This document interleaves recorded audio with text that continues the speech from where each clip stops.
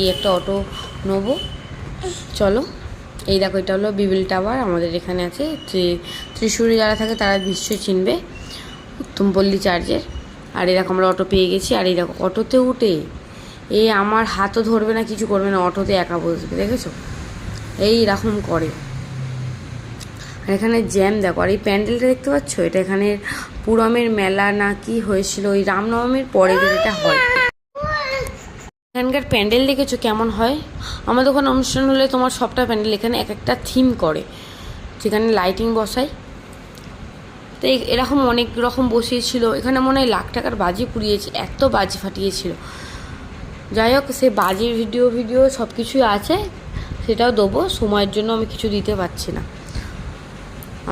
আর এই চলে এসেছি পার্কে এসেই দেখো এক গ্লাস আখের রস খেয়ে নিয়েছে।